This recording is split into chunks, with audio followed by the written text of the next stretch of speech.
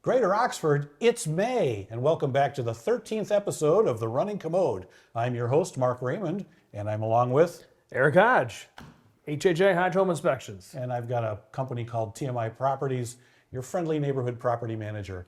Our 13th episode. Lucky number 13, I'm going to say. And this is a special deal. After doing a year's worth of episodes... Which is crazy to think it's already been a year. I know, it really is. We are expanding to a 30-minute show, so we've got two guests. Two guests. I'm super excited. Yeah, one who is responsible for tearing things up, and the other one is responsible for putting things back. So stay tuned for that, coming right up on The Running Commode.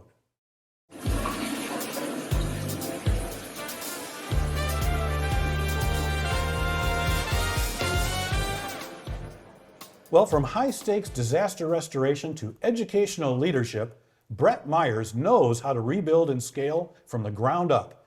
As vice president at BluSky Restoration, Brett has spent over a decade turning high-pressure chaos into operational excellence. Driving successful financial results and strategic growth, he delivers hard-hitting solutions in negotiation, performance management, and team collaboration. Brett doesn't just talk about leadership, he builds the resilient, high-performing cultures that define it. Brett Myers with BluSky Restoration. Welcome to The Running Commode. Hey, thanks guys. Appreciate it. Appreciate you having me. Thank you. Yeah, Absolutely. Well, let's get right into this. Tell us about BluSky, what you do, and what's your footprint? Absolutely. Yeah, so BluSky Restoration Contractors, we are a large national restoration contractor. We have roughly 52, 54 offices across the entire country with a few satellite offices as well. And our primary focus is to respond to both insurance-related claims. That's a majority of what we do, but also outside of that, a lot of times we have capital improvement projects that come across our desk, as well as opportunities that may not reach that threshold to file an insurance claim based upon the situation. So we're doing everything from large-scale insurance claims to small-scale water losses, fire, trauma, mold, or any sort of other environmental issues. Well, and that's what I was going to ask you about is I guess first off, before I go down that road, how'd you get into this and why? Yeah, that's a great question. And that's a long story. Do you think people are like... Do we have a couple days? Yeah, right. Most people are like, oh, restoration, that's my jam. Why? Yeah, it's a really good question. So to keep that long story very short, I grew up on a job site, so that goes back to before I was even in middle school. My dad was a foreman for a large commercial building construction company. Okay. So ironically, he kept me out on the job site and said, hey, listen, I'm going to teach you everything you need to know out here, but you're going to go to school, right? And so life comes full circle. So I did go to school. I didn't start in the restoration industry. I was in a leadership role, primarily in education. And then had an opportunity, had a good friend that I grew up with that worked with BluSky out of our Denver office. And he said, hey, listen, this was about 4.5 years ago. We're going to open an office in Detroit. And we're going to do it as our first greenfield, so from the ground up, not through acquisition. So I was afforded that opportunity to grow this office here in the Detroit, Michigan, Detroit metro area. And I jumped on board. So that's a really condensed version of the long story.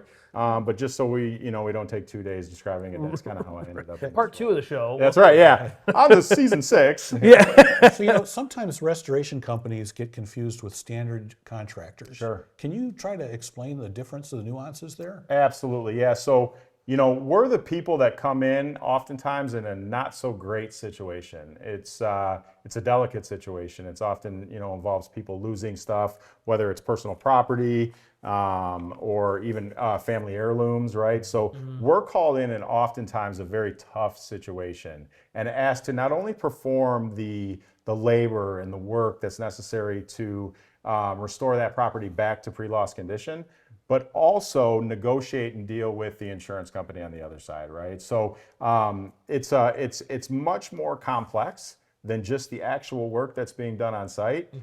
There's a lot of involvement with dealing with the adjusters, dealing with carriers, dealing with agents. A lot of times you have EGAs involved, right? Where they bring in general adjusters from another company to assist.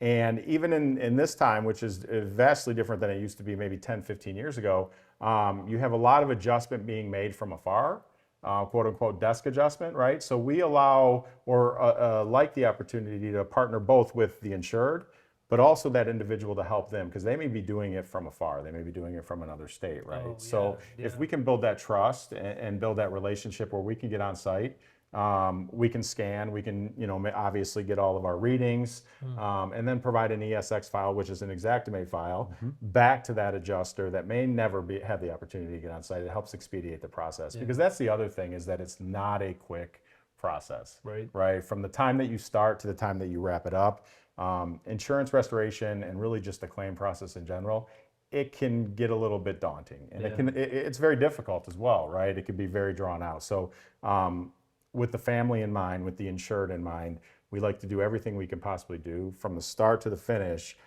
so we can eliminate maybe some of that quote unquote dead time that happens in that process. So you're doing everything from obviously talking with the family or whoever is affected, and then everybody that needs to be brought on in. Absolutely, yeah. So, and maybe you know this part or maybe not, but why do certain things get denied from insurance companies? What's the big flags for them? Like, no, that's not going to be covered. That's a great question, and I wish I had all those answers right. Where's your crystal ball, man? That's it. I need to grab the crystal ball right from the big room. So that's difficult, right? Because it's really dependent upon policy. And I don't want to sit up here and act like a policy expert. I'm not, right? But where we try to dig in on that is just open communication with the adjusters, right? And better understanding the policy, making sure that the insured's involved in that conversation. So do you go over the homeowner's policy too to see Absolutely not. Okay. No. Now, are there times where, the homeowner will bring it out, or maybe the commercial property owner or commercial property management company might, bring it out, and we'll take a look at it? Yeah. Totally. But we're not in a position to really negotiate what's covered versus what's not. What we're focused on is, this is the extent of damage, right? This is where water, fire, mold, trauma situations, this is what was impacted. And this is what we would do according to IICRC standards. And then from there, it's a very delicate line that we walk with both the insured and then the carrier, to make sure that we're both maximizing what is covered and staying within those boundaries, and then also making sure that is clearly communicated. Because as you know, if you get outside of those boundaries and what's covered, there's a cost to that, right? And we want to avoid any surprises toward the end. Right. Okay. Well, really quick before we come up on the break here, one thing, it's really critical when a pipe burst or a house fire happens. What's the very first thing a homeowner should do if we rewind the tape to that point? What's the very first thing? Absolutely. So if you have a water loss, you have a pipe burst, you have a fire, and really even just the water loss and fire can be very different. But I would say first and foremost on a water loss, reach out to a restoration company, right? And make sure they get on site as soon as possible, because time is of an essence. And a lot of the classes that we teach, a lot of the presentations that we do, there's a theme: time and preparedness, right? And so the quicker that a restoration company can get on site and begin dealing with that impacted material, the less likelihood of both secondary damages, but also making sure that doesn't spread into different areas, affect different materials. So I would say call your restoration company, depending upon the loss, right? And then from there, contact your insurance company. Excellent. Gotcha. We'll be back with more with Brett Myers with BluSky Restoration right after this break.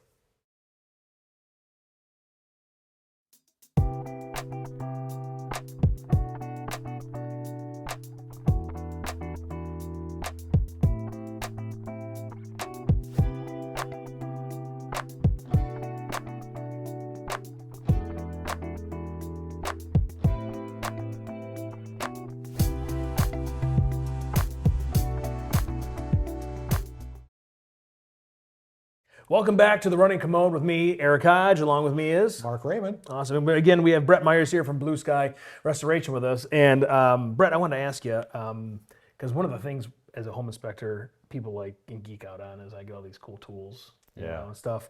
And I'm sure like you're on a whole different level. But for the tools that you guys have, like what are some of the coolest tools, and what do you use the most? I guess. Sure. Well, of course, they're all cool, right? Yeah. Right. Absolutely. So most frequently used is one of our extraction tools, right? Yeah. And that goes everywhere from, we have a large extraction trailer to small portables. So water extraction, Okay. and then dehumidifiers, Yeah. air movers, air scrubbers, And then every technician and every one of our project directors, and including myself too, we've got our moisture meters. Yeah. And then our IR cameras, which I think is a really cool tool. You got to be careful with an IR camera because you can see some things that you may think is, whether it's water or may even used in insulation in identifying where we're losing some of our energy. It can also picks up surface temperature, so it can pick up steel studs and so on. And Yeah, so forth. So I've used those as Very well cool too. tool. And as people are like, "Whoa, that is cool." Yeah, totally. Because and that's, I mean, is water issues, is that like the biggest claims that you guys get, or is Yeah. You know, I would say water is the biggest, and then after that, it's typically weather related. So that could be hail, that could be wind, and then fire. Recently. You know, not to go down this rabbit hole, but we've also deal with a lot of trauma as well, right? Especially in some of our multifamily or commercial spaces where you have individuals that may pass, time goes by, and then obviously we come in on the backside of that and make sure that we mitigate the properly. And that's something that you don't even think about until like it happens to you or somebody that you know, and you're Absolutely. like, wow, I didn't even think about that service. That is something that is needed. Absolutely, and that's where. When we talk about restoration, it's more than just the work that you're performing on site. That takes a certain sensitivity, a certain emotion to be able to navigate that because you're dealing with the loss of life. So many emotions going on. There's a lot of emotions involved in that, so you have to navigate that very carefully. You know, beyond reacting to just disasters, though, are there some things that homeowners can do to proactively mitigate these kinds of things? Absolutely. That's a great question, and it's really a focus point for us. Preparation. I cannot overemphasize the importance of preparation, right? When we're dealing with some of our commercial audiences, it's simple things when you go into a furnace room, a utility room, and maybe you're there to check on the furnace filter. Do a visual inspection. It can take a minute maximum, right, to do that. But being prepared, making sure that you're updating your furnace filters, making sure that you're visually inspecting, those spaces that may have high condensation, right? And making sure that you have your vents cleaned, making sure that you're taking all the proper steps so that you can avoid or do your best to avoid these type of losses. It's one of the most important things, and then time and response time.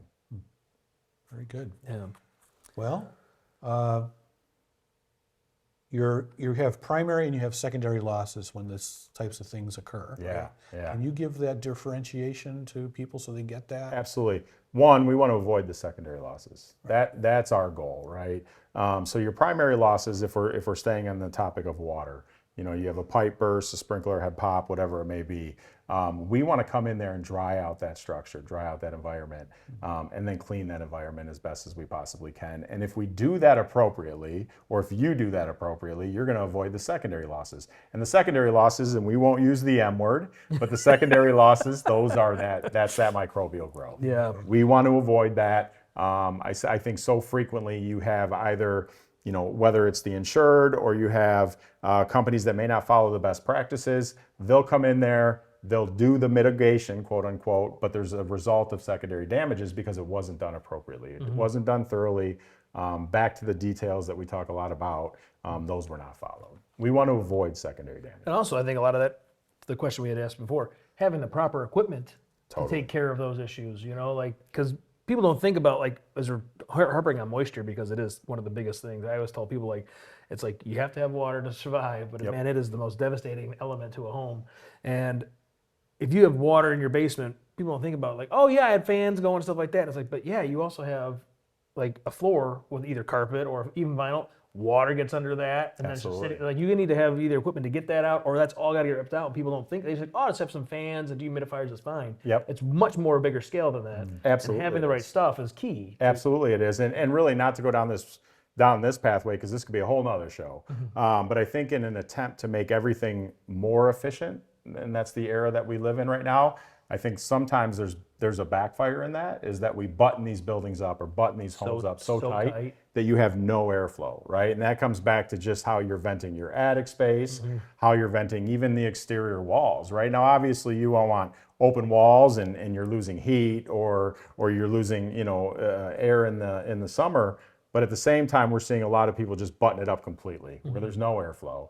and that can result in a lot of microbial growth as well. In a general way, can you share maybe a story of a severe or particularly challenging restoration project? Yeah, Maybe absolutely. In a general way. Yeah, so in general, I wouldn't really say any restoration project is easy or not challenging, right? They all bring their own unique challenges. A lot of times, because like I said earlier, it's an emergency situation, there's loss involved, and people are going to be decommissioned, whether that's decommissioned on space, decommissioned on using a bathroom or a bedroom or a living space. But they all bring a little bit of a unique challenge. And I think where a lot of times that challenge comes in is in a weird way, it is battling, I think some of the dream stories you've heard about, right? Where you have somebody that has a loss and all of a sudden they got a new a whole new first floor of their house. Oh, right? yeah. That does not typically It's not happen. like HDTV. It is It's not like, just boom, there you go. HGTV. Now, I will say, are there times where that happens and due to the situation or how the loss occurred, the carrier does end up replacing and supporting that? Sure, that does happen. But that is not the norm, right? So I think a lot of times it's dealing with that misnotion or that misunderstanding that we had a small water loss and now it impacted this corner of the room, but we're going to have all new flooring and all new fixtures, and that's not always the case. So I don't know if it's the most challenging situation, but those challenges do come up, and making sure that we're fully transparent so that both the insured, the carrier, as well as our team know exactly what the expectation is. Realistic Thank you. expectations. Absolutely. Brett Myers with BluSky Restoration, Vice President of BluSky. Really quick, we're coming up at the end of the show. Can you share the credo? Absolutely, I can share the credo. All right. So we carry our credo with us everywhere we go. And this is a credo not just for our team, right? But this is for our customers. And we are heavily focused on customer service, but hate to read it, but I'm going to read it directly for you because you probably can't see it on the camera.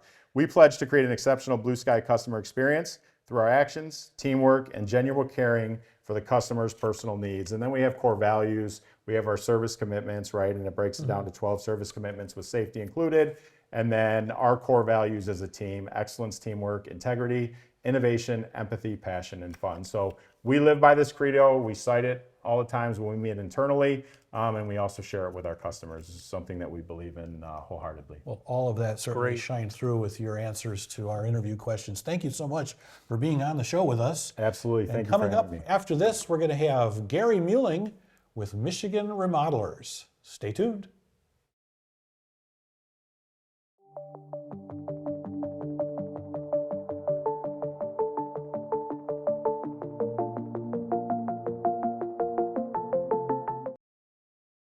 Welcome back to the second half of the Running Commode. As the force behind his company and known to his clients as one of the Integrity Guys, the name of his own podcast, Gary doesn't just build homes, he builds foolproof business systems. After early business lessons taught him the tough reality of the industry, he mastered the art of compliance, airtight processes, and flawless project management. Today, we're going to give you a brief behind-the-scenes look so you can see how Gary's operational grit, coupled with his no-nonsense and honest strategies in modern contracting, will help you with your next home project. Welcome, Gary Muehling with Michigan Home Remodelers. Coming in, Eric. appreciate it. Thanks for having me. Glad you're here. So Pleasure. before we start grilling you with a bunch of questions, I figured we'll at least establish, just give us a bit about you. Like, how'd you get into this and how long you been doing this? And why did you get into the construction world? I love construction. I love helping people. And so around 22 years ago, I joined a friend who was new in construction. It was summertime and beautiful weather out, and I started working on the crew doing roofing and siding. It was a lot of fun, hard work, I would say most people don't say fun when they're doing roofing. So if you enjoyed it, you must be doing the right thing. good exercise. Right. I had great people and joined that team, and later worked at some different companies in the industry. And I really learned how to help people by remodeling their homes. We don't just change roofs, we change people's lives. And we really love bringing joy to home ownership. And because you guys do everything, right? I mean, you can, Complete home remodeling, yeah. front to back, top to bottom, inside and out. You said that a couple times before, right?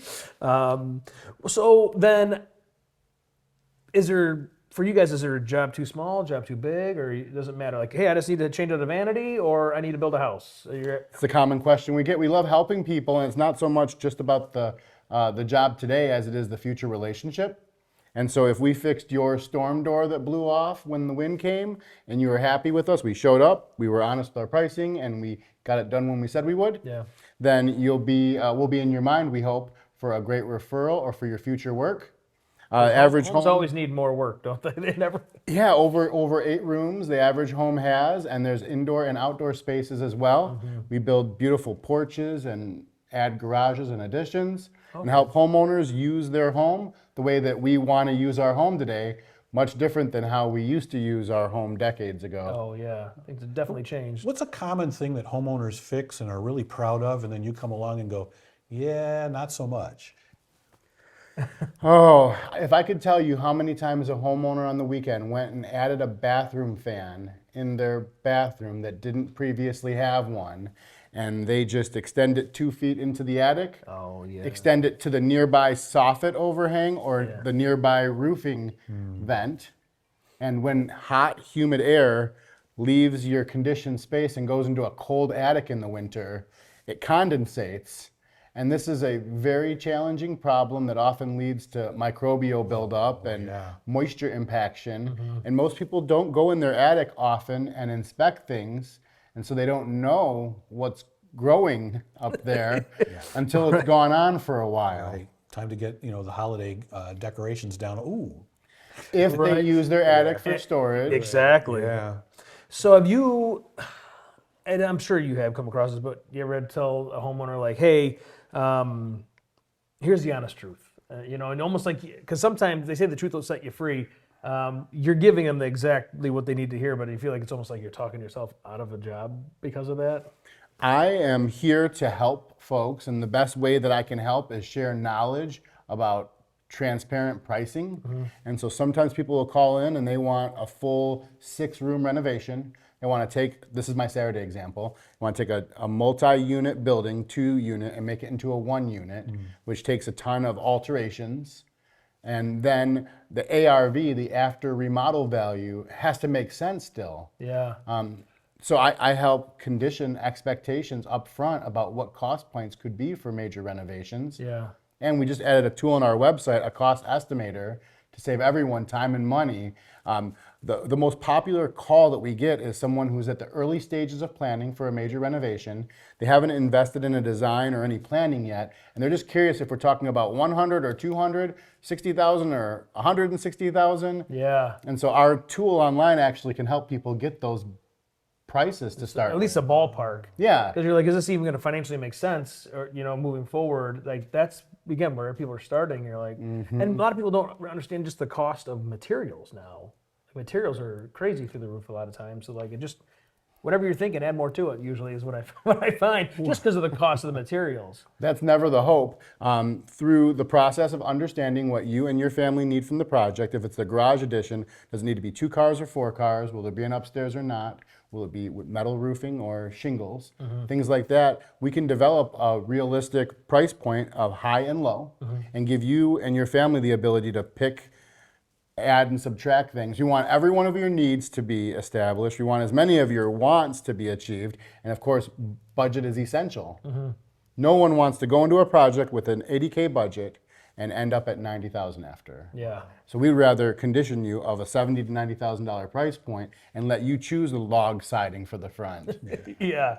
versus the traditional cement board or vinyl options. In the course of daily living, there's things that people do to their house on a regular basis. What's something that they might be doing that's like slowly destroying it that they need to be aware of? So we do a lot of insulation, so much that we buy insulation by the truckload.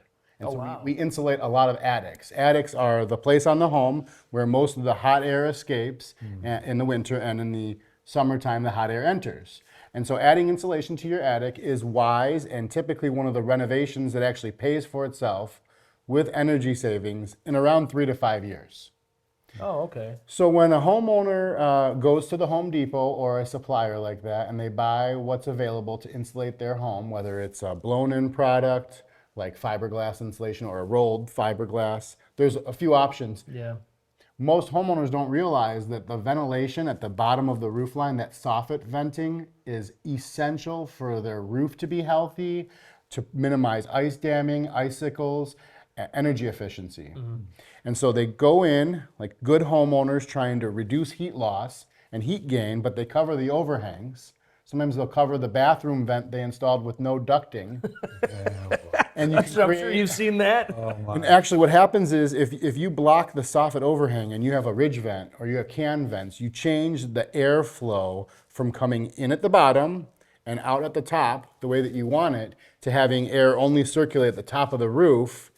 And the bottom, that moisture can build up and build up and build up. And eventually, when moisture is stagnant in an area of a home in Michigan with our climate, whatever's in the air is also in the attic. That can be snow, sleet, rain. And that's not, you want a nice dry attic so that your insulation performs well, and insulating over overhangs is a criminal offense. Excellent advice. That's We'll good. be back with more with Gary Muehling of Michigan Remodelers right after this.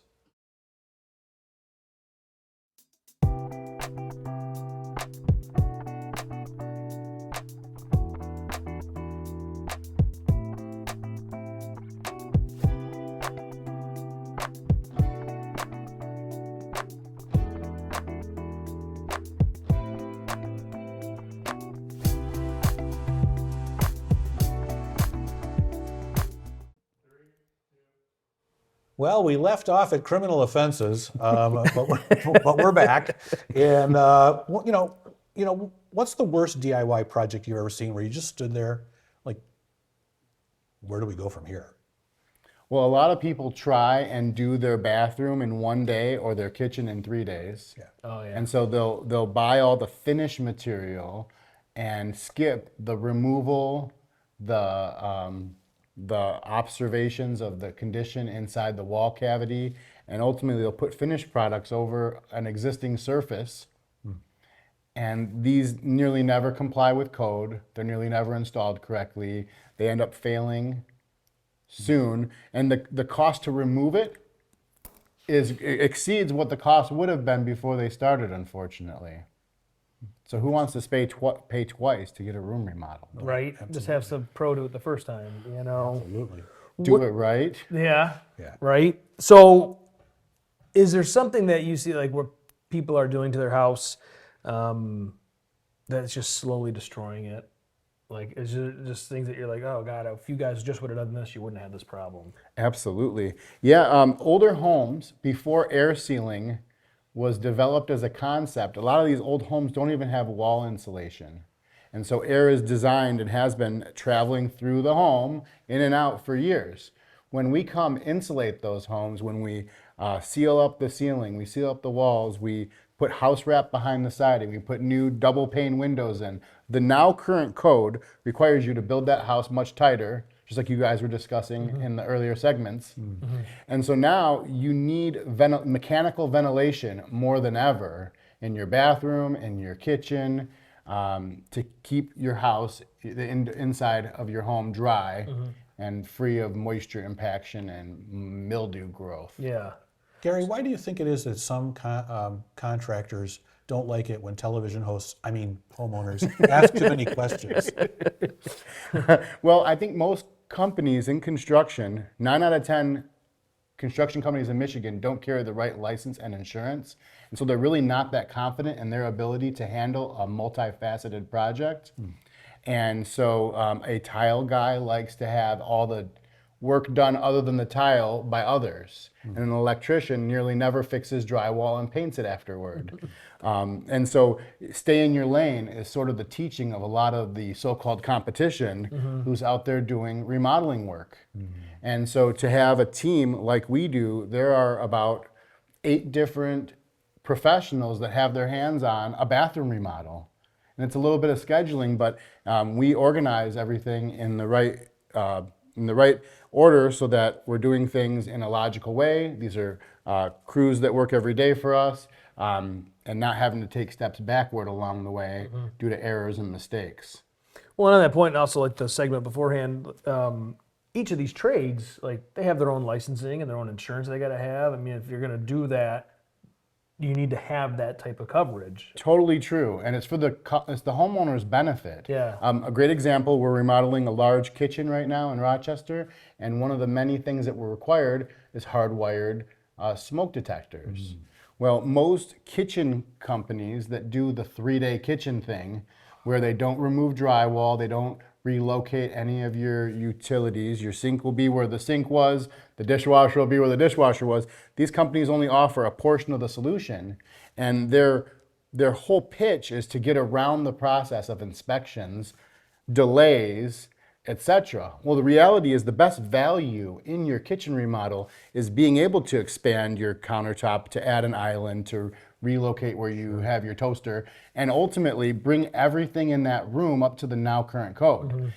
As you can imagine, not in your kitchen, and not in mine, hopefully, but in some kitchens, someone could start a fire frying French fries, and everyone in the home would be notified if it were hardwired with a smoke detector. And that means that folks get out of the home safely sooner, and the fire is able to be put out sooner, minimizing the restoration after that loss. But that just comes down to having qualified, licensed contractors coming through and doing what they know is right. Yes, and following all the rules and regulations. They're here for a reason, as inconvenient as they can be for us. When we remodel a space that includes updating the electrical, making things that were sketchy in the wall resolved, we're giving the customer a better value and a service that will last significantly longer. And then the inspectors are all here, 9 inspections for a bathroom I was just telling you guys about, to each inspect their element to make sure that things don't get covered up that need to be done a certain way. Okay. Well, you know, someone goes with the cheapest option. What's the part of the story they don't see coming? Guys, I'm just going to repeat what I said to you before the segment started. We were in competition with another company for a kitchen remodel. Our price was around $3,000 more than the company they chose. Turns out the company they chose didn't have a licensed plumber, an insured plumber, and no one carried a builder's license. So the contractor's story is always the same. Mr. Homeowner, you got to get your own permits. It'll save you money, they say. Well, in this particular situation, there was a problem with the plumbing where the gas that they used to solder the copper caught on fire. And there was around $100,000 of damage, and that's what contractors have insurance for, right? Except this plumber didn't have the right insurance, and so there was no claim. So then the homeowner turned to their homeowner's insurance, and they were denied because the contractors didn't have the right licensing and insurance. So most homeowners don't realize that part of the cost to do a proper project is insurance and is licensing. Proper licensure, and experience. And the alternative is sometimes if someone's $3,000 less than me or $3,000 more, my question is, what were they not including that I'm including, what additional did they include that I'm missing? Yeah. That would be my question. Is like, okay, what, we're trying to do apples to apples. What's missing here, and obviously insurance costs. In that kitchen, it may have been the hardwired fire alarm, smoke alarms. And if I'm charging it up front, another company isn't, then you deserve to understand the difference between our quotes. And so that's what we do for our homeowners every day. We share information. Some stuff we do for free, review estimates and scopes of work, and just talk about the code and how building materials are intended to be installed. And we're an advocate for doing things right. Excellent. Gary Muehling with Michigan Remodelers, thank you so much for all of that information. Thank you for having me, I really appreciate you being here. Thank you. Well, coming up next month, we'll be joined by Logan Scott. He's with a company called Brogan's Outdoor Services, and also Ryan Bolton with Booner's Land Management. So stay tuned for that coming up in June on the Running Commode.